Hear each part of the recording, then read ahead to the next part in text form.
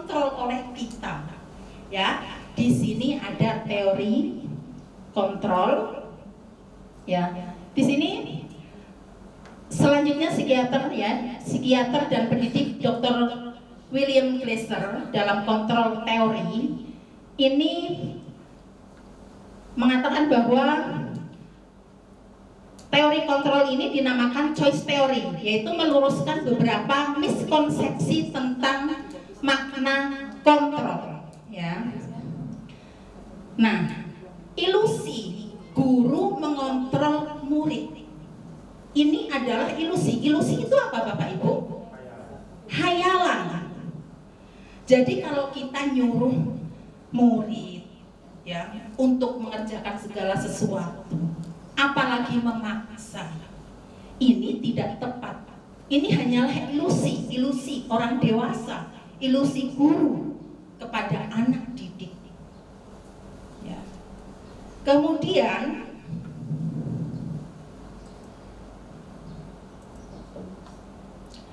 ilusi bahwa semua penguatan positif, efektif, dan bermanfaat. Ini penguatan positif ini atau bujukan adalah bentuk-bentuk kontrol segala usaha untuk mempengaruhi murid agar mengulangi suatu perilaku tertentu. Ya, jadi murid itu juga punya kontrol diri. Guru juga punya kontrol diri. Gimana caranya? Kita mencari cara supaya anak itu misalnya dapat melakukan segala sesuatu atas kemauan sendiri, muncul dari dalam dirinya sendiri. Misalnya tanpa paksaan, ya, dari luar, gitu ya.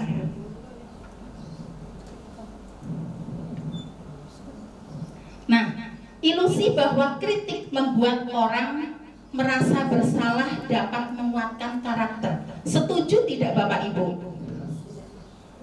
Kritik dapat dapat menguatkan karakter. Ketika dia dihukum, ketika dia dikritik, apakah bisa menguatkan karakter anak? Di sini kurang tepat. Ya, sudah dihukum, dikritik, itu akan melemahkan karakter jiwa anak. Ya. Kemudian solusinya seperti apa? Nanti ada di segitiga restitusi. Ya. Selama ini kita memang melakukan hal itu.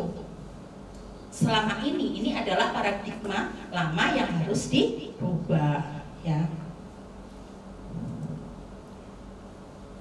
Nih, ilusi bahwa orang dewasa memiliki hak untuk memaksa. Guru punya hak untuk memaksa anak, untuk memaksa anak didik. Sebenarnya tidak benar. Guru tidak bisa memaksa anak didik. Gitu. Nah, bagaimana seseorang bisa berubah dari paradigma stimulus respon kepada pendekatan teori kontrol?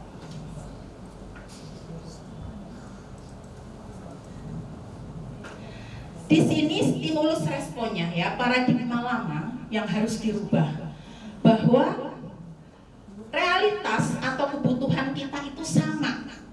Ini paradigma lama.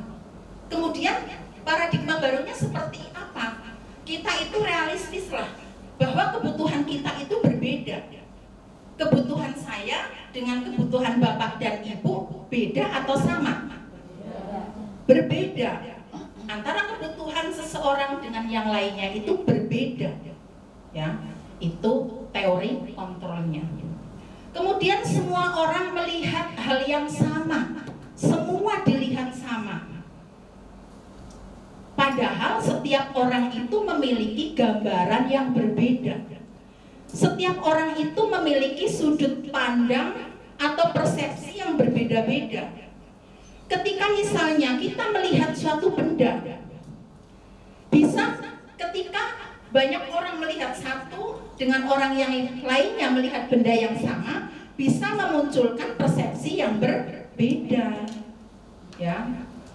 Kemudian kita mencoba mengubah orang agar berpandangan sama dengan kita. Bisa nggak? Bapak Ibu. Kita memaksakan orang lain untuk memiliki pandangan sama dengan kita. Tidak bisa. Jadi kita berusaha memahami pandangan bahwa orang lain itu ya berbeda dalam memandang dunia. Pandangan kita dengan pandangan orang lain itu tidak sama. Jadi memunculkan sikap saling menghargai.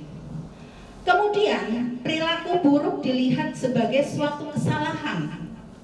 Ini paradigma lama. Dia barangkali melakukan hal-hal yang buruk pasti memiliki alasan. Ya. Kemudian di teori kontrolnya, semua perilaku memiliki tujuan. Iya, memiliki alasan, memiliki tujuan. Orang lain bisa mengontrol saya, bisa nggak Bapak Ibu? Saya dikontrol oleh orang lain, Bapak Ibu dikontrol oleh orang lain, bisa nggak Bapak Ibu? Bisa. Tidak bisa. Tadi yang bisa mengontrol itu siapa? Diri sendiri. Ya. Jadi hanya Anda yang bisa mengontrol diri Anda. Ya. Saya bisa mengontrol orang lain, bisa nggak kita mengontrol orang lain? Tidak bisa, ya. Anda tidak bisa mengontrol orang lain. Pemaksaan ada pada saat bujukan gagal. Ketika misalnya kita nyuruh anak, ayo maju nak, ya nggak mau, kita paksa. Dibenarkan atau tidak Bapak Ibu? Iya, yang benar adalah ya paradigma saat ini, yaitu yang sedang dikembangkan kolaborasi dan konsensus menciptakan pilihan-pilihan. Nanti ada segitiga restitusi. Karena segitiga restitusi itu menawarkan beragam pilihan-pilihan atau tawaran-tawaran. Model berpikir menang kalah. Ini teori ya, stimulus respon. Ada yang menang, ada yang kalah. Tetapi di dalam teori kontrol, model berpikirnya itu menang-menang. Tidak ada yang dirugikan, baik yang melakukan kesalahan maupun yang misalnya dia itu yang terdolimi misalnya. Dua-duanya itu tidak ada yang menang kalah, ya. Karena di sini itu berpikirnya menang-menang.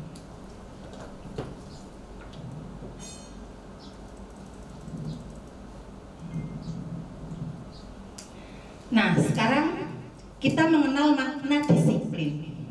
Ketika kita mendengar kata disiplin, apa sih yang terbayang di dalam benak kita? Apakah disiplin itu erat kaitannya dengan kepatuhan, dengan ancaman, pokoknya dengan segala sesuatu yang bermakna konotatif. Padahal disiplin itu sendiri ya dimaknai menjadi suatu yang dilakukan seseorang pada orang lain untuk mendapatkan kepatuhan. Ini budaya yang kita yakini selama ini. Ya. Disiplin dengan sekeras-kerasnya. Padahal disiplin itu tidak ada hubungannya dengan hukuman. Meskipun pada prakteknya seringkali ketika menerapkan disiplin dengan menggunakan metode hukuman, tepat tidak Bapak Ibu? Kurang tepat ya, tidak tepat. Nah, kita sebagai pendidik, tujuan kita adalah menciptakan anak-anak yang memiliki disiplin diri sehingga mereka bisa berperilaku dengan mengacu pada nilai-nilai kebajikan universal dan memiliki motivasi intrinsik bukan ekstrinsik. Nilai-nilai kebajikan universal apa sih? Kok saya sepertinya pernah dengar ya? Karena nilai-nilai kebajikan universal adalah nilai-nilai positif manusia ya, yang berusaha kita lakukan tanpa mengenal suku, agama maupun negara. Nah, yang ingin kita wujudkan adalah bahwa anak-anak kita itu memiliki ya kebajikan universal, memiliki nilai-nilai kebajikan universal. Kebajikan universal seperti apa sih yang kita gaungkan? Yang ada di profil pelajar Pancasila. Ya. Di dalam profil pelajar Pancasila, elemen-elemennya itu mengandung nilai-nilai kebajikan universal. Jadi budaya positif kita itu ngarahnya ke sana. Ya. Nih kemudian makna disiplin positif yang dikemukakan oleh Ki Hajar Dewantara maupun Diane Gossen, di mana kedua pakar pendidikan mengartikan bahwa disiplin sebagai bentuk kontrol diri, bukan hukuman, bukan ancaman, tetapi disiplin positif yang kita berikan kepada anak didik kita tujuannya untuk kontrol diri agar dapat mencapai suatu tujuan mulia. Nah, tujuan mulia di sini mengacu pada nilai-nilai atau prinsip-prinsip mulia yang dianut oleh seseorang.